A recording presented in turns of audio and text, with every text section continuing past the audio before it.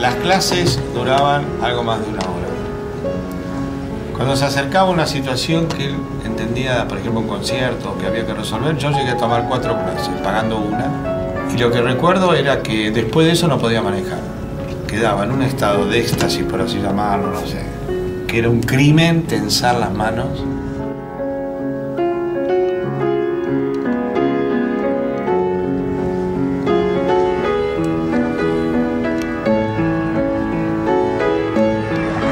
Del maestro, digamos. Bueno, dale. ¿Te parece? Nos mostraba un tipo de escuela que no existe más, ¿viste? El tipo de maestro no existe.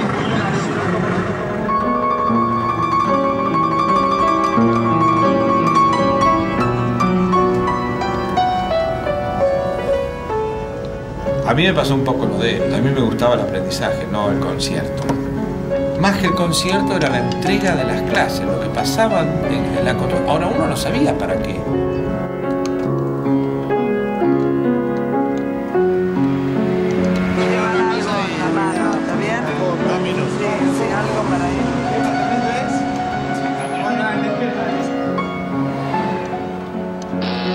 Hola, ¿qué tal? Hola, bueno.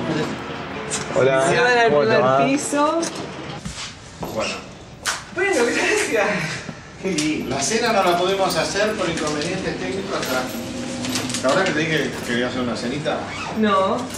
Bueno, pero no la podemos hacer la semana pasada, no sé por qué. Bueno, pero puede hacer siempre la semana que viene. Sí. O la semana que viene o la otra, pero... No, la otra. Quiero armonizar con varias personas y no hay... Bueno, yo dije, me voy a dar un gusto.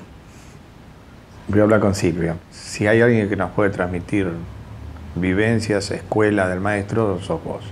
Así que llegabas y te sentabas a tocar. Él siempre me dijo, cuando llegue, que abra la puerta y toque. En general, hablaba con la esposa de él, con Sara Bagnati, charlábamos un rato y después pasaba a la sala y empezaba a tocar.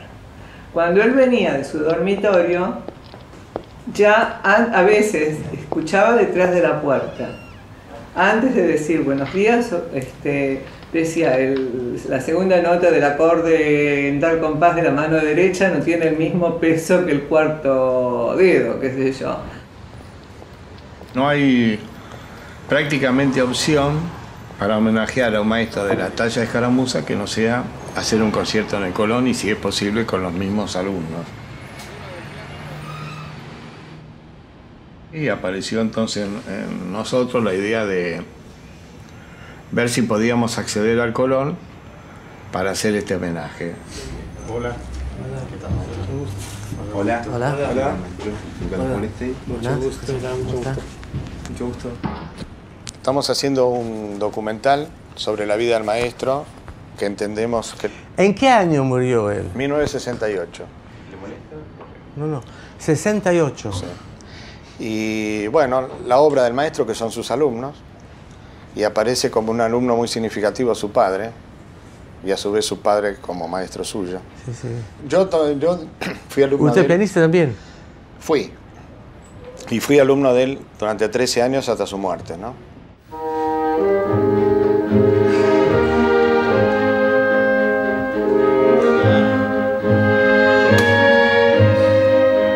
Entrar a la casa de Escaramuza o al conservatorio, como lo pudiéramos llamar, era todo una experiencia. Había siempre un clima especial. No era una casa cualquiera en que uno esperaba y pasaba y daba clase, no. Alrededor de Escaramuza había todo un halo de respeto, de mística, de misterio, hasta diría yo.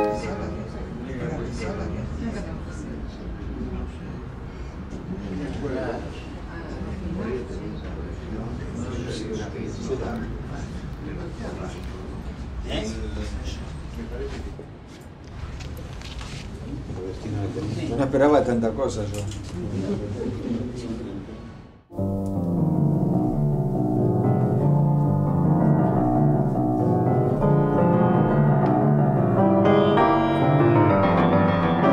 Lo que tenía Escaramuza era un trabajo tan minucioso y tan al detalle.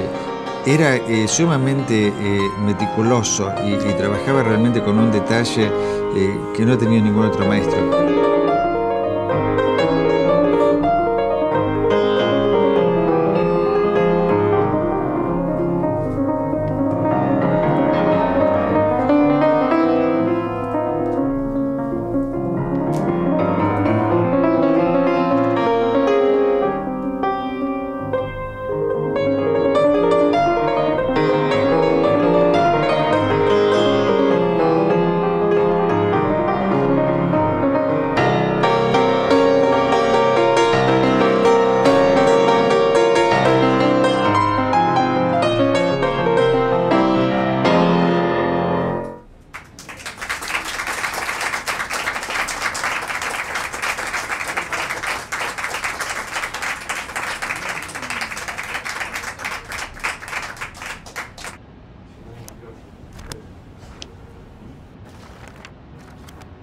El asunto fue así. Resulta que tuve la suerte que mi padre me regalara este grabador. Entonces lo puse a disposición del maestro Scaramuccia.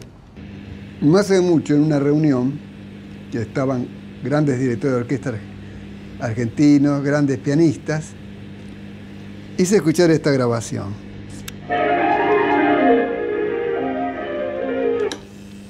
Y les pregunté quién era el intérprete. Bueno, pasaron todos los nombres que se pueden imaginar. Y a ustedes también esta sorpresa. Oigan esto.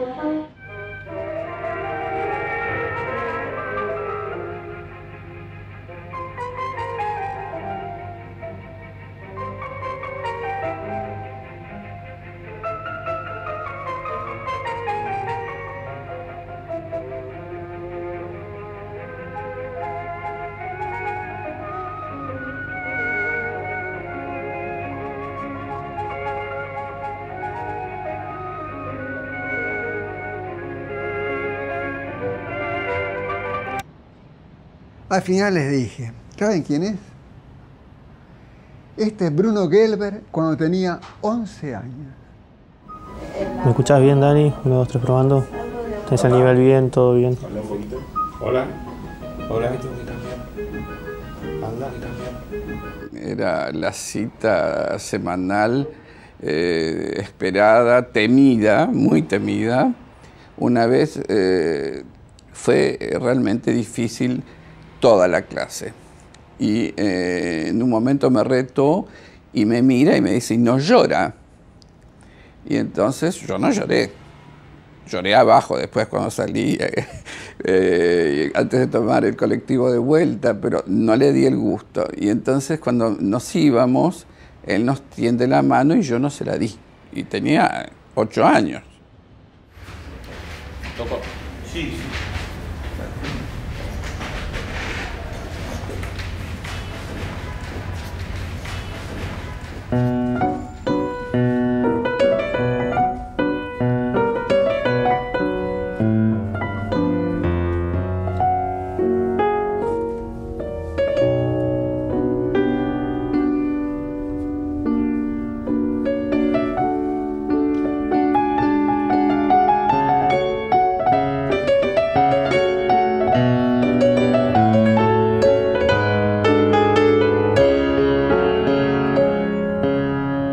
Muchos compañeros que tuvieron problemas con él por su temperamento calabrés, como a veces perdía un poco el control y les gritaba.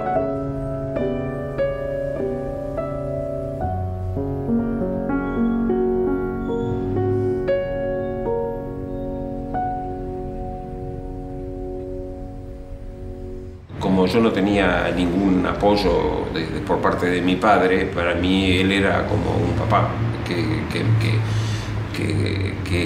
quería que toque el piano, que era lo que nunca había tenido yo, así que yo estaba felicísimo con él.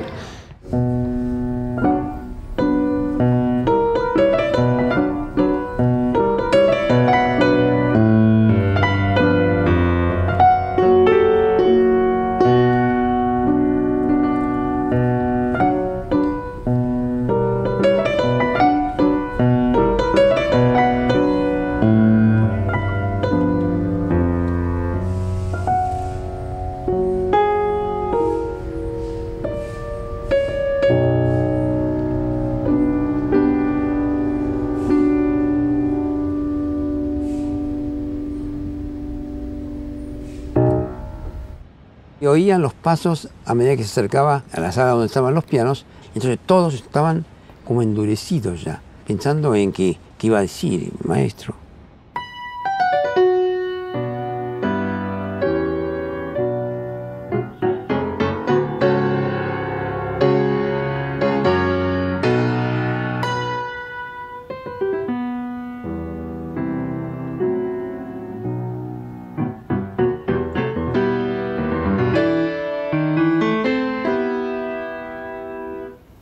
Los primeros meses me parecieron así extrañísimos. Todos le tenían un terror. Había clases de conservatorio, que se decía, donde llegábamos nosotros y hacíamos turno para que pudiera darnos la clase. El primero a veces llegaba, qué sé yo, a las 12 del día para empezar la clase que le correspondía a las 6 o 7 de la tarde, pero otras veces no alcanzaba y a mí me tocó algunas veces dar clase a las 10 de la noche.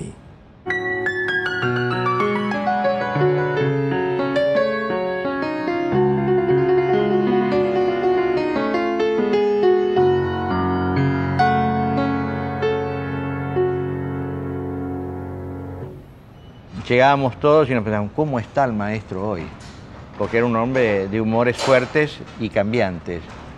Hay días que estaba más tranquilo y días que estaban menos tranquilo y podía llegar a ser una persona realmente de un carácter muy hiriente, ¿no? Nosotros que estábamos en el salón y él estaba en otro lado, valorábamos las clases según la cantidad de tiempo que los dejaba tocar y muchas veces había poco piano y de vez en cuando se sentía, ese era una cachetadita en la mano. Analizaba mucho los gestos, a veces el hecho de ir a poner las manos al piano, ya antes de tocar ya estaba mal.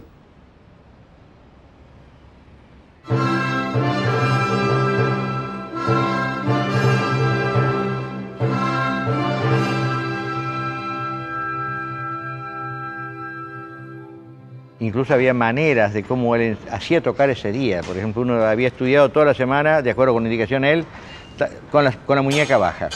Ese día él estaba pidiendo todo con la muñeca alta. Una vez, después que me dijo de una forma, y yo estudié toda la semana de esa forma, fui y toqué. Y él me dice, ¿pero quién es el idiota que te dijo que toques así? Con la mano así. Y yo le dije que usted...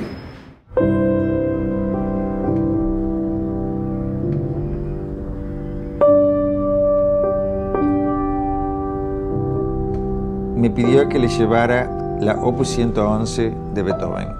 Y llego con toda la sonata aprendida y él me tiene 2 horas y media o 2 horas 45 solamente con la introducción, que era una página, 4 líneas. Yo estaba desesperado, yo sentía las lágrimas que me estaban saltando y bueno, no, que el sonido no está correcto. Yo le decía, maestro, pero yo lo entiendo, pero déjeme que yo vaya a casa, yo lo estudio y se lo traigo la semana que viene. No, usted tiene que hacerlo ahora, porque yo quiero saber que usted me comprendió exactamente como yo quiero. Entonces, usted lo tiene que volver a hacer otra vez, por favor.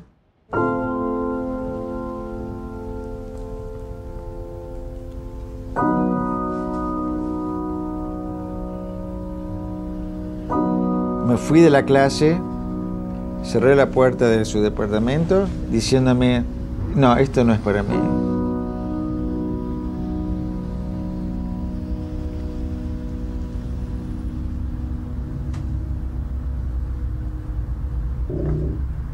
Cuando llego a la casa de mi tía, el maestro Escaramuza llama por teléfono y dice, Delgado, mañana a las 9 de la mañana se presenta aquí en casa que le quiero dar otra clase.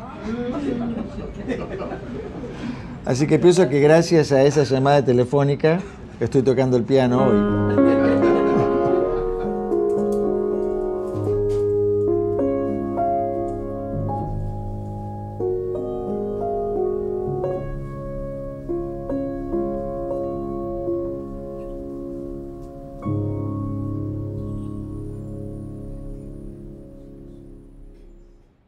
Yo estudiaba con el maestro de Rubertis y le pregunté al maestro de Rubertis, maestro, ¿qué le parece?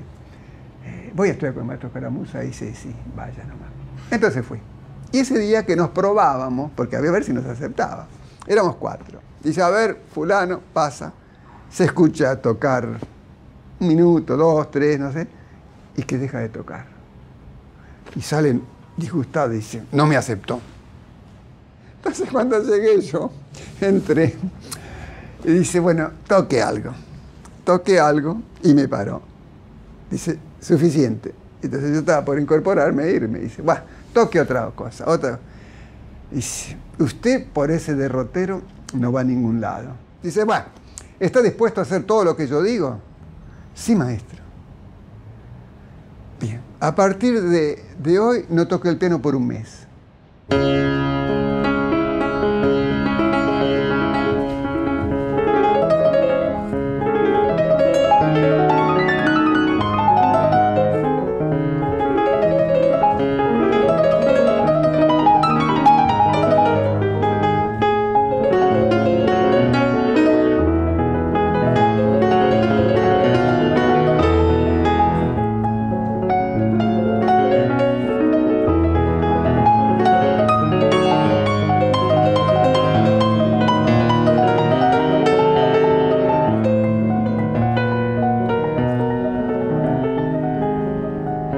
Yo había tenido una profesora, esa señorita en La Plata, Rosa Juliano, que me había dejado tocar en una forma natural, nunca me dijo cómo poner la mano. Ella dijo, veo que vas a ser pianista y realmente no tiene sentido que sigas conmigo porque yo no sé más que enseñarte. Y me dijo que sabía que Escaramuza era muy difícil y muy exigente.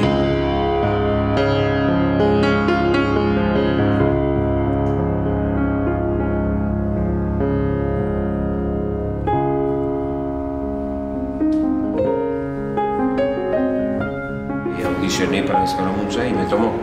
Él dijo que lo que había que hacer era agregar a lo que ya hacía, que no había que realmente cambiar. Sí me dio esa famosa tablita que él daba en el ejercicio, hicimos escalas, arpegios, pero a los, no sé, 4 meses o 3 mismo, ya me dio el primer estudio de Chopin.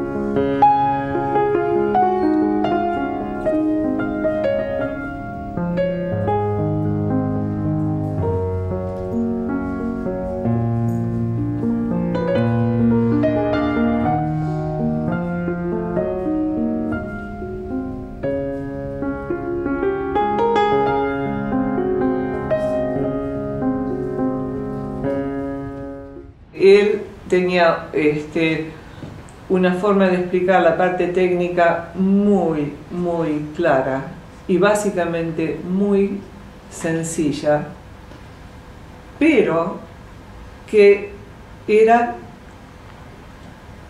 ¿cómo podría decir?, el destino final de esa técnica era la interpretación.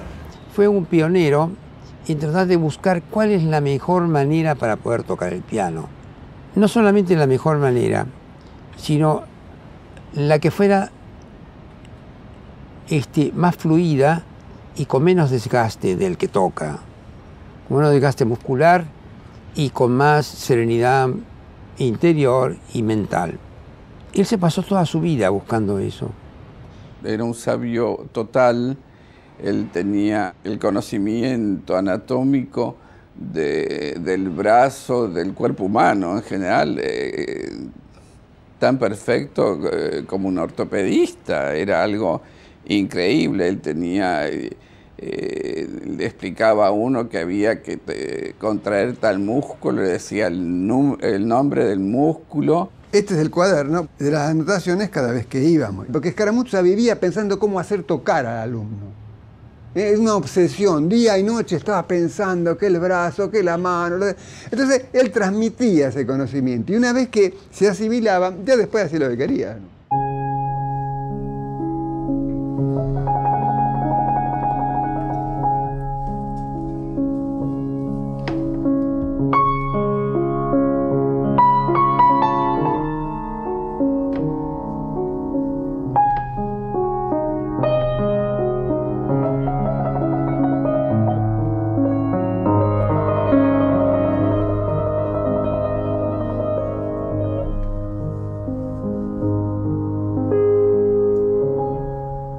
Él me hacía escribir muchísimo que a veces me cansaba y a veces me parece que escribía en mi librito, en el cuaderno de notas, a veces hacía como que escribía porque ya tenía el pulso tan cansado que ya no daba más, hablando del carpo y el metacarpo y del dedo y del flexor y el tendón y el músculo y la muñeca y el movimiento de la muñeca y el dedo armado y el sostener los dedos.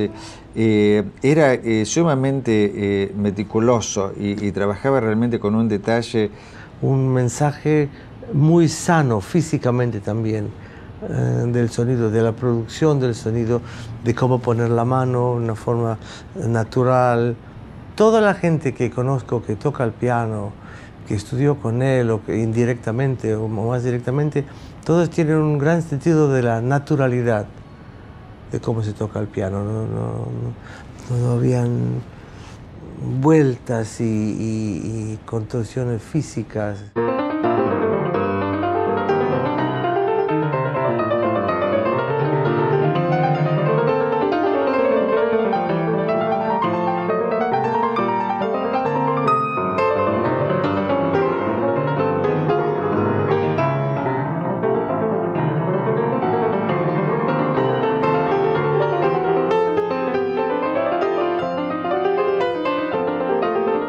Decía el peso perpendicular al piso, para que las manos queden libres, para que los dedos estén libres para trabajar y para que vos te puedas expresar. Pero a su vez te hace como que el piano es una extensión de los brazos, ¿verdad?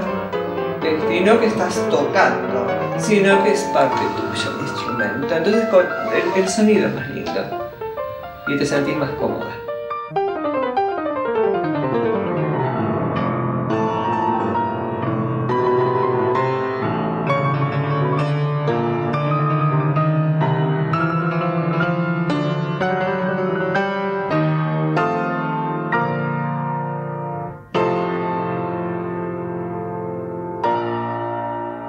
Agarrarme del piano, no como mucha gente que empuja, nunca golpearlo, parece que se lo quieren sacar de encima, ¿no? No, agarrarse del piano es porque yo tengo que tocar con una fuente de energía que es el brazo suelto.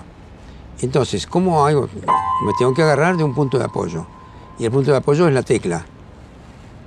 Entonces, en ese agarrar así es como el guitarrista que se agarra de la guitarra.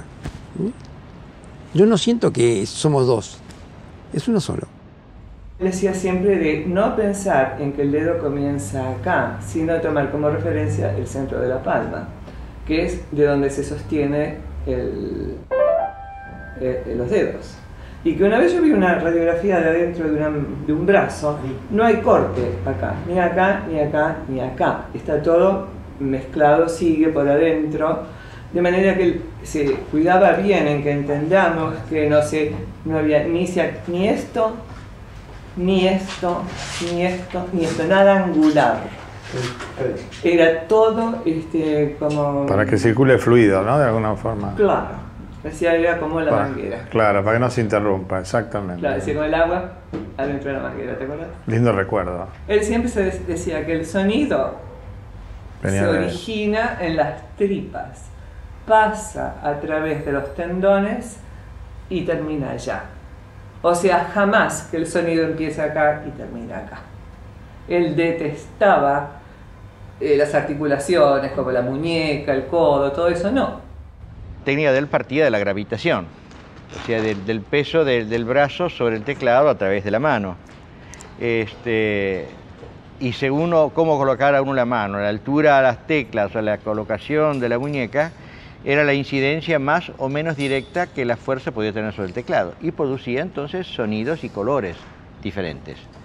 Era muy detallista. Él quería que si hay 5 notas o 6 y todas tienen que sonar iguales, entonces que lo hagan. En esa época los colectivos pasaban por la esquina, retenían la marcha, pero no paraban.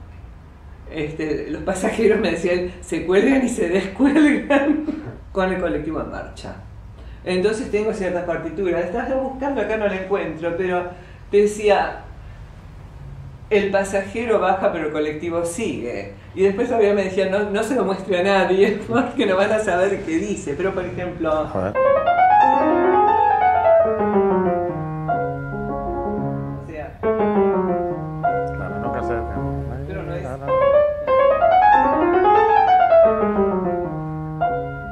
No. O sea, va disminuyendo. Y cada nota va disminuyendo. No. Ese era todo un trabajo, ¿no? Claro, a menos que esté específicamente indicado que hay que parar.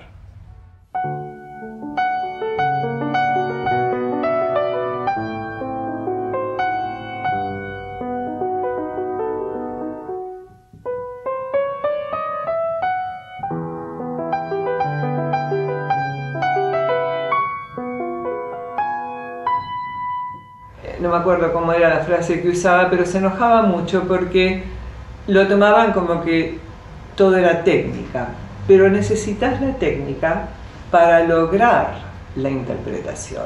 Él debía haber enseñado la primera balada, para dar un ejemplo, de Chopin, de, no sé, 50 años, 60 años. Y bueno, y él cantaba mientras los temas y se le caían las lágrimas. Me mira con esa cara así, me dice: si usted no siente eso cada vez que hagas esta frase, usted no es un artista. Él estaba agudizando la emoción, lo que él llamaba hasta cierto punto ayudando a mecanizar la emoción. O sea, saber cómo llegar a conseguir eso de esa frase a través de la técnica. Por más que el alumno estuviese bien relajado, que tuviese la mano en la posición perfecta y pusiese el peso como el maestro le había explicado todo, si no transmitía un sentimiento con esa nota, el maestro se ponía mal. Por ejemplo, el concierto de Beethoven, que yo tocaba a los 9 años y medio con él, lo estudié 1 año y medio. Estaba harto yo de ese concierto. Bueno, de los cuales 7 meses la cadencia nada más. Llegábamos y habíamos estudiado esto, el otro, qué sé yo, y el maestro decía la cadencia, bueno, la cadencia.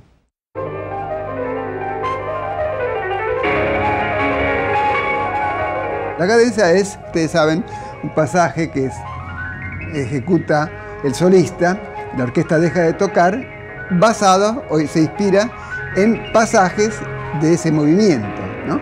Y ahí pone a prueba toda su destreza, su genialidad interpretativa y creativa.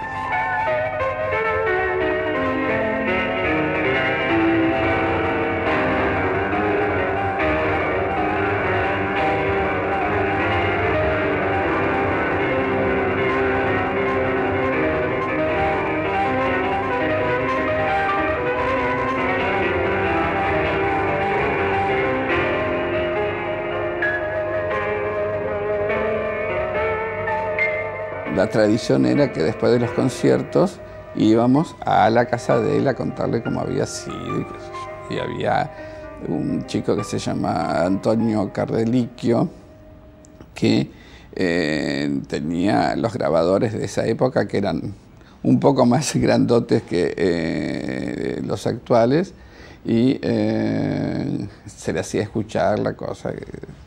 Pero él no lo soportaba nerviosamente de estar en el concierto. Después él tenía otra imagen que me era que él hacía mucho hincapié en el sonido y en la producción. La luz de la luna y la luz de las estrellas. O sea, el sonido que irradia y el sonido fijo.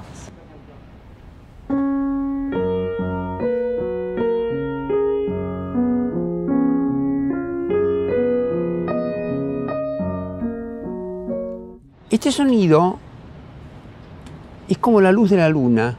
Es plana, fría y no refleja nada. Simplemente alumbra con esa luz plana y fría. Cada nota de esta que hay acá es como la luz de las estrellas, que titila. Y fíjense cómo titina. En vez de sí, es... La nota es así.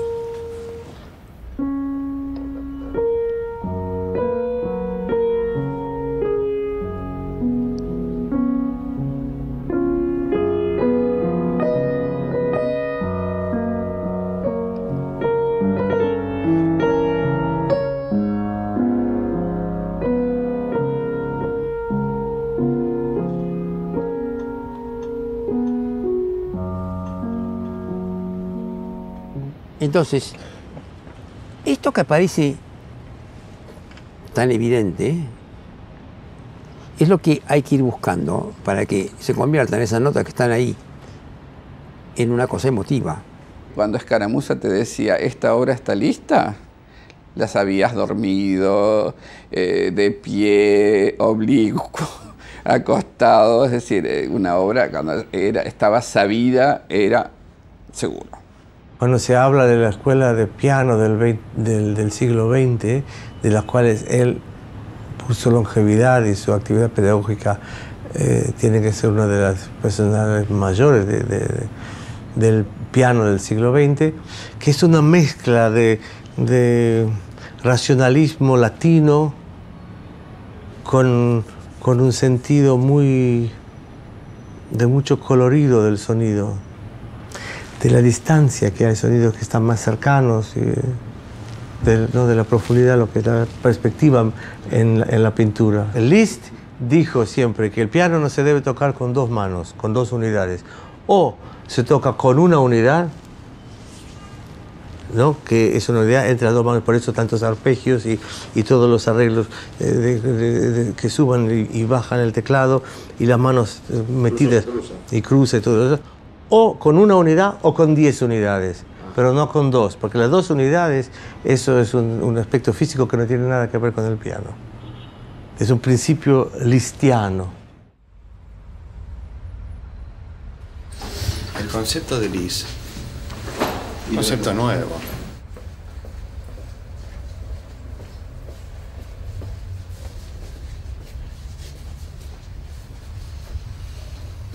Esperamos. Por favor,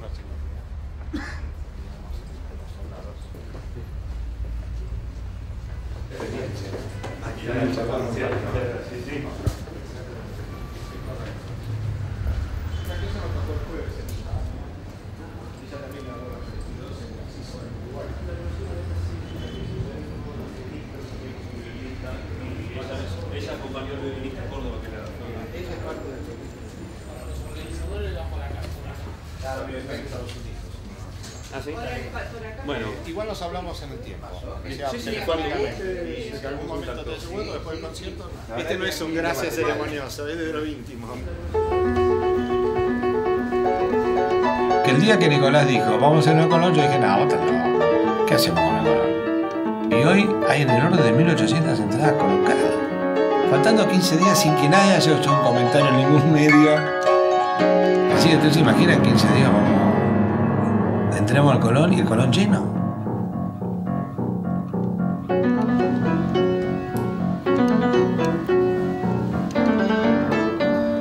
¿Qué hora vamos a llegar? 6 menos cuarto. Tengo mucho que me va a llegar a las 5 el muchacho de... Por eso, entonces quiero estar ahí, ver cuando se va a comenzar a ver la proyección.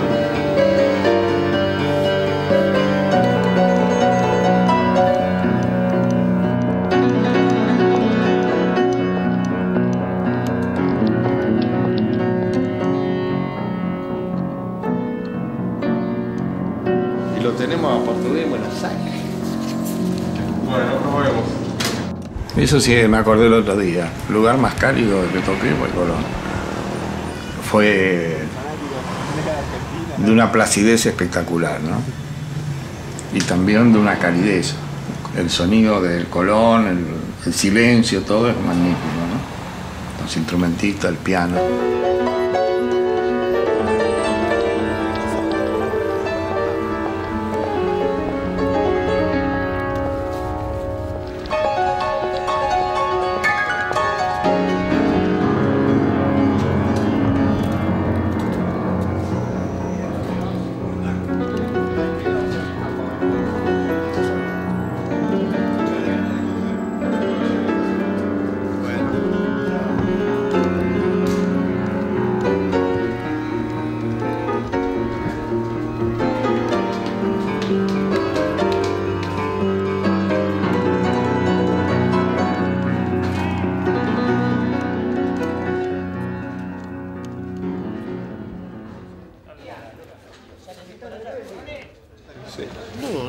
porque está desesperado por eso, ¿no? Bueno, yo que pregunto venga, cuando, venga y- porque si no viene la orquesta, por ahí se armado. yo lo llamo y le digo Después que tenemos que se buscar la ubicación del piano. No, habíamos hecho al medio.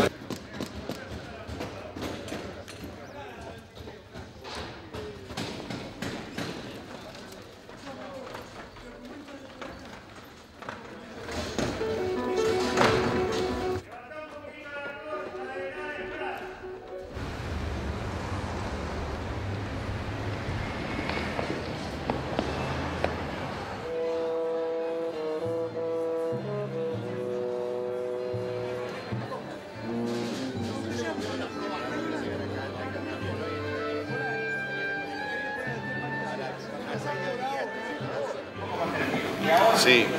¿Va bien este programa? Bueno, en 5 minutos abren y yo me acerco.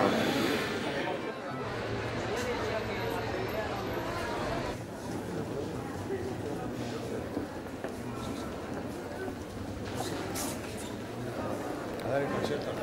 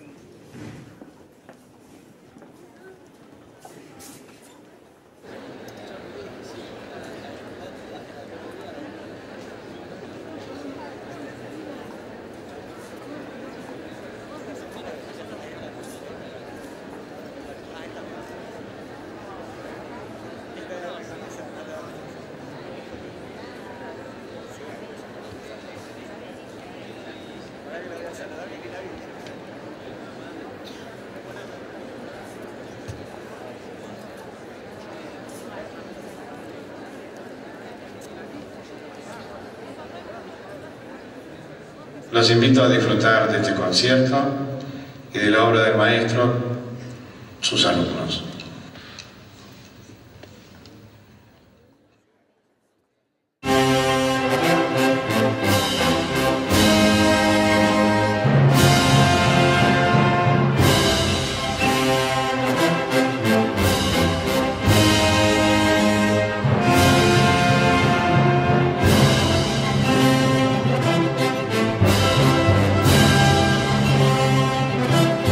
El hijo de Escaramuza estaba muy agradecido que haya sido tan sencillo, sí.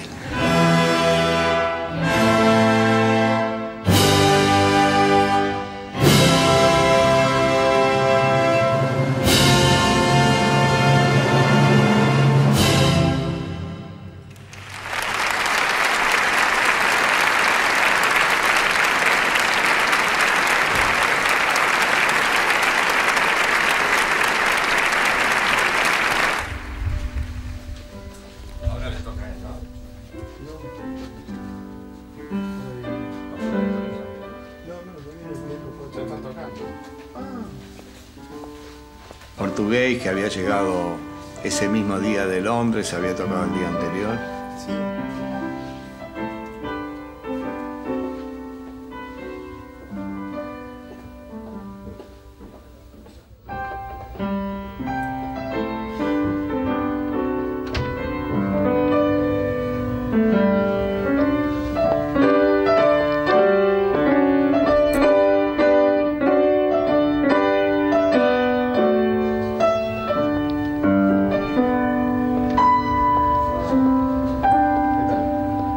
¿Tomaste cafecito?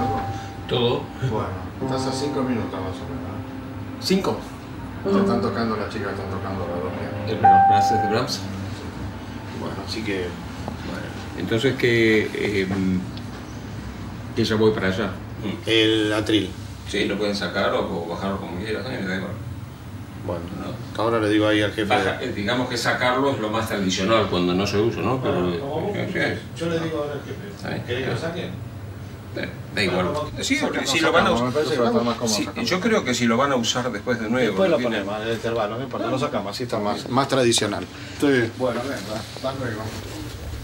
Yo lo pregunto porque no sé si se está cómodo de esto. Siempre el instrumentista No le viene mal un mimo antes de entrar a ejecutar, ¿no?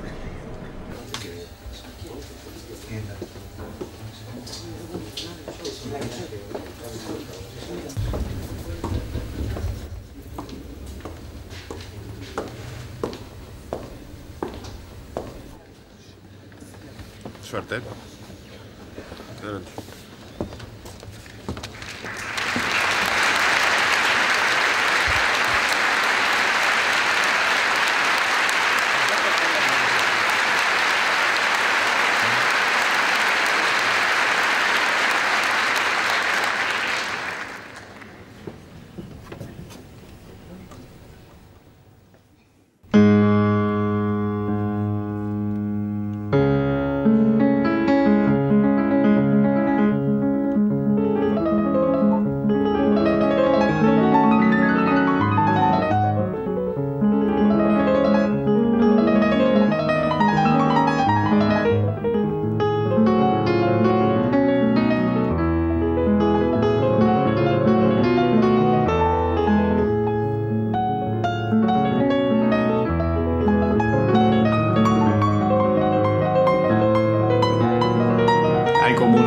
De transformación de los músicos en escena.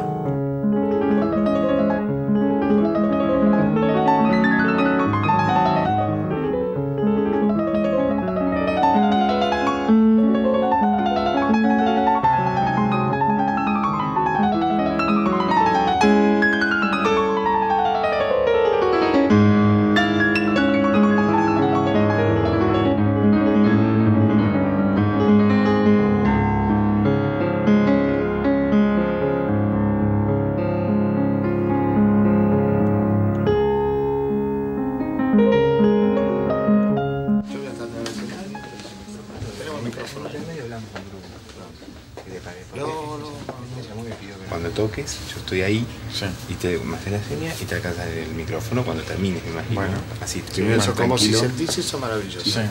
Y si no lo sentís, maravilloso. No lo digo.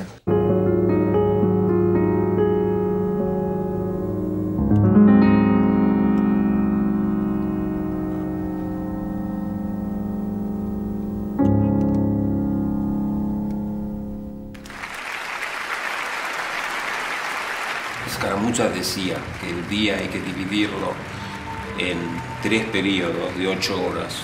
O sea, 8 horas para estudiar el piano, 8 horas para comer, bañarse, escribir las cartas o leer el diario, todo lo que uno tiene que hacer, pero siempre pensando en el piano. Y 8 horas para dormir soñando con el piano.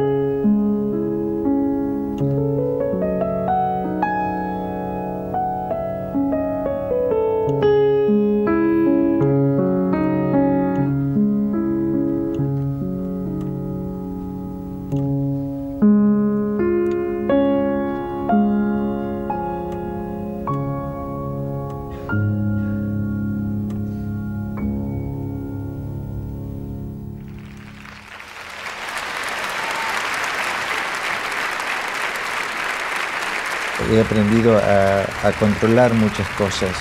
Ese autocontrol me hizo pensar en muchas cosas personales, de mis pensamientos, de mis acciones, de mis formas de reaccionar a veces con la gente o decisiones que tengo que tomar en la vida, y de pensarlo mucho más antes de actuar abruptamente.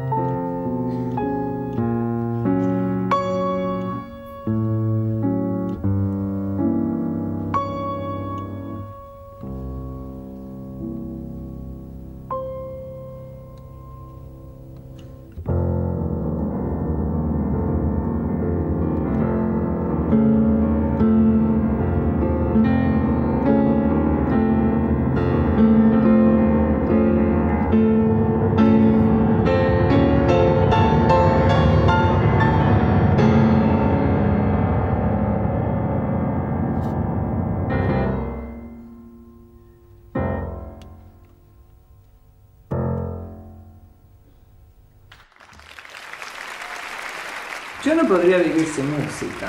El piano es mi instrumento. Pienso que si no tuviera un piano en casa me sentiría como que falta un pedazo. Es música lo principal.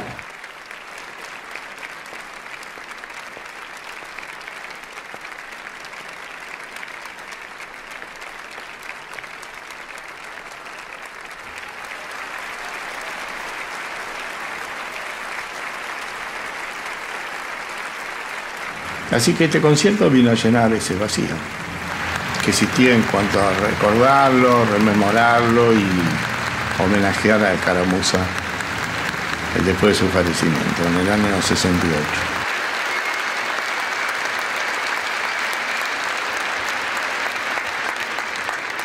Le debo al maestro absolutamente lo que soy, porque yo me he casado con ese señor de cola grande, que es el compañero cotidiano.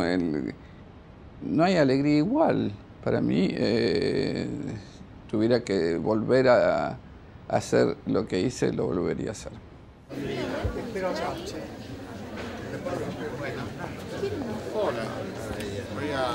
Y el logro del maestro es el alumno. No hay otra cosa. Yo creo que uno descubre que permanece ciertas cosas de la formación. Es como cuando uno estudia una carrera y hay cosas que se olvidan y hay cosas que guardan, ¿no?